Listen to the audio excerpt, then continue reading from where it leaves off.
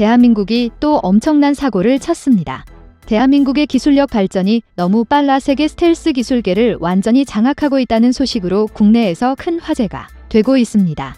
그리고 이를 뒷받침하는 연구 결과가 발표돼 전 세계 군사 강국들이 긴장하고 있는데요.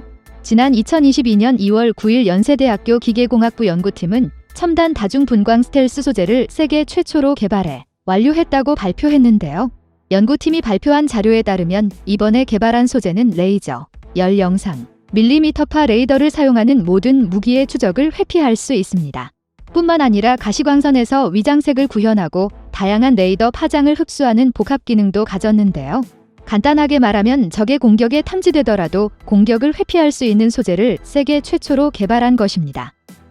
그런데 여기서 놀라운 것은 연구팀은 이를 바탕으로 K2, K9을 비롯해 각종 첨단 장비에 해당 소재를 적용할 수 있다고 발표했습니다.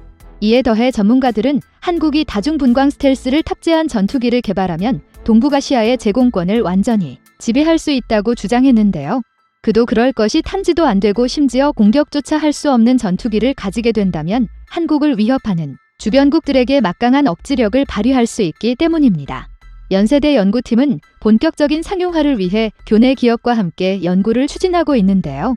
이 신형 스텔스 소재의 대량 양산이 성공된다면 대한민국 국산 전투기 KF-21은 더욱 완벽한 전투기가 될 예정입니다.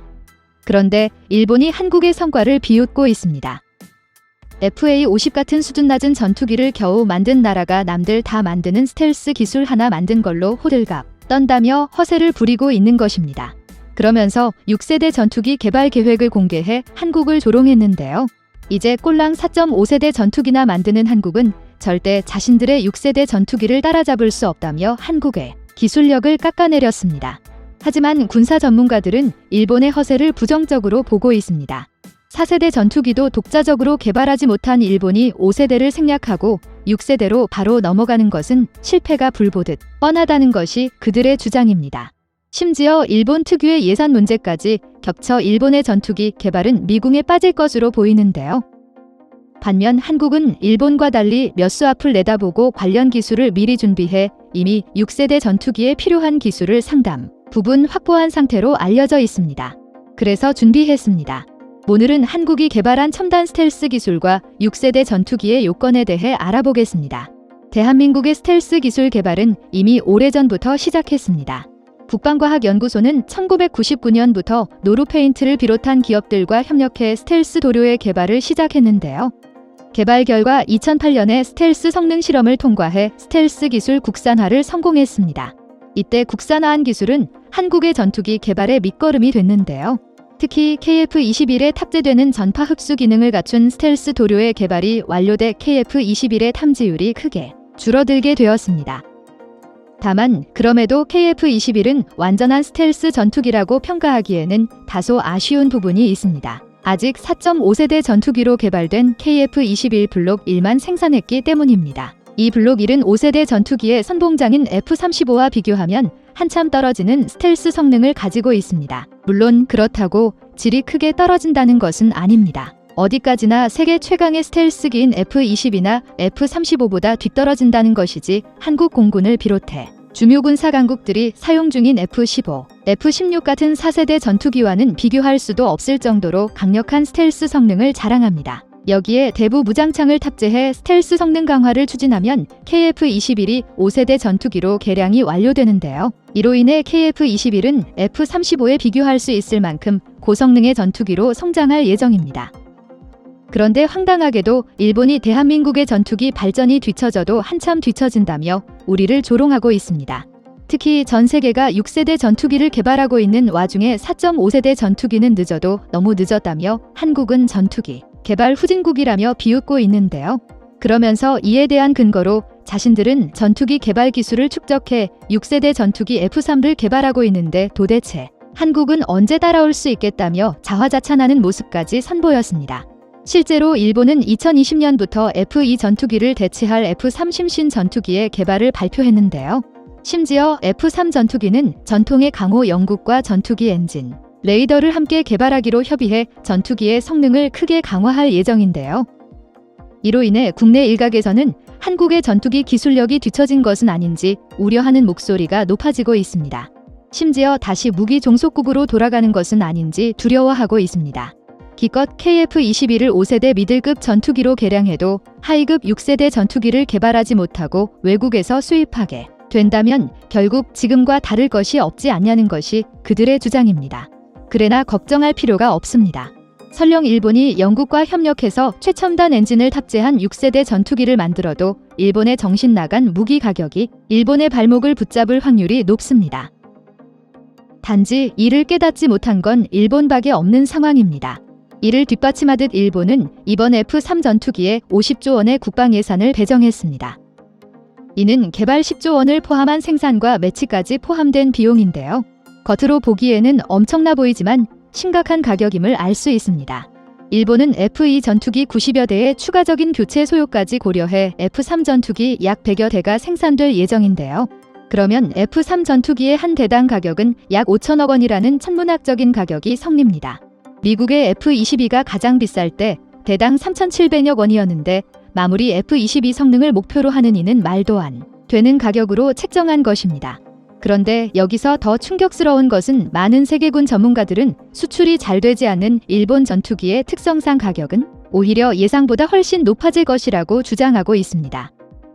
모든 무기체계는 생산량이 늘어날수록 규모의 경제에 의해 가격이 낮아지는데 반해 일본의 무기는 성능은 보통인데 가격만 비싼 것들이 허다합니다. 게다가 국내 수요도 고작 100대에 그치는 F3 전투기는 그야말로 성능 대비 최악의 가격을 가질 수밖에 없습니다. 반면 대한민국은 가격 측면에서 일본은 하지 못한 규모의 경제를 달성할 수 있습니다. 이번 KF-21의 도입으로 대한민국은 F4 팬텀과 F5를 전량 교체할 예정인데요. 우리나라의 교체 소묘만 최소 200여 대가 넘는데 여기에 KF-21을 추가로 구매할 잠재적인 고객층마저 확보했습니다. 그 나라들은 바로 태국과 필리핀, 이라크인데요. 이 국가들은 한국산 전투기 운용 경험이 있는 국가들로 유지 보수의 이점을 얻기 위해 차세대 전투기 도입 시 KF-21을 구매할 확률이 높습니다.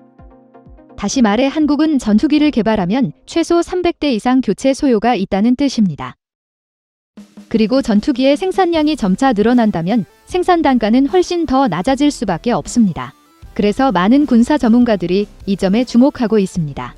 한국이 수출 실적을 계속 유지한다면 6세대 전투기를 개발해도 대량 생산으로 인해 가격이 일본의 3보다 훨씬 저렴한 반값 이하로 개발할 것이라고 예견합니다.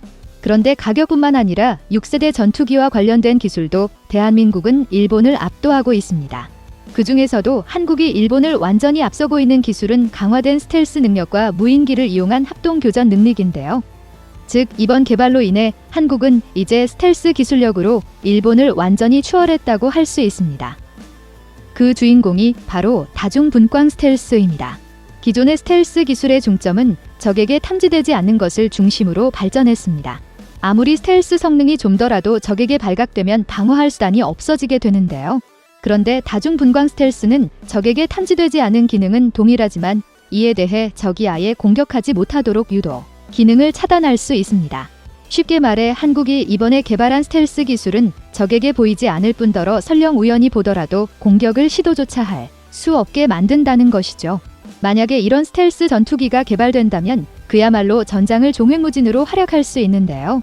이는 대한민국의 저력을 보여주는 대표적인 기술이라고 할 수 있습니다. 하지만 일각에서는 아직 일본의 저력이 상당하다고 주장합니다. 분명 이 주장도 맞는 말입니다. 그도 그럴 것이 일본은 세계대전 이후에도 지속해서 자국산 전투기를 제조했으며 3세대 전투기인 F1부터 4세대 전투기 F2까지 전투기를 계속 개발해 전투기 개발 노하우를 유지한 전투기 기술 강국입니다. 일례로 일본이 개발 중인 XF91 엔진은 미국의 F22에 들어가는 F119 엔진의 추진력을 따라잡는 것을 목표로 개발했는데요.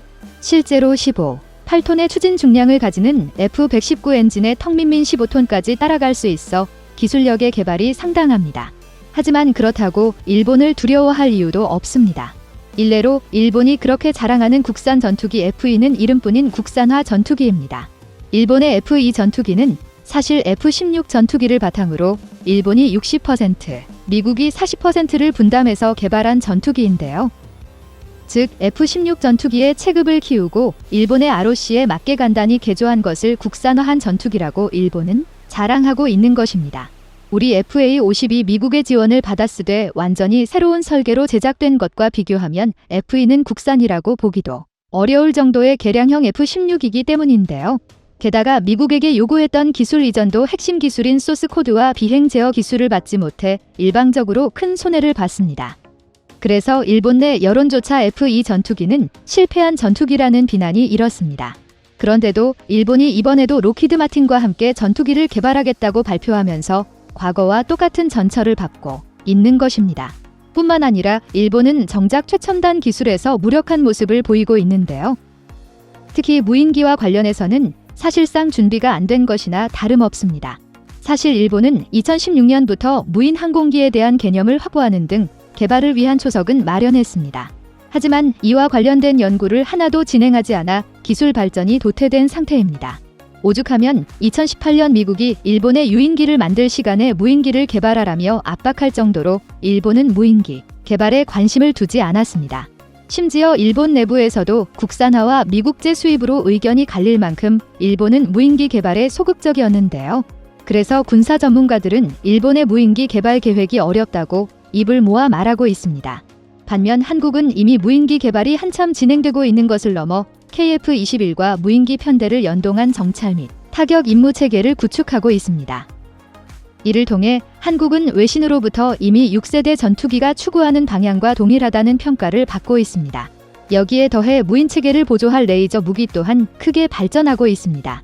대한민국은 전투기 개발 후발주자임에도 불구하고 100여 년 전부터 전쟁을 준비한 일본에 맞서 전혀 꿀리지 않는 기술을 개발했습니다. 이는 대한민국의 끈질긴 의지를 보여주는 대표적인 사례라고 할 수 있는데요.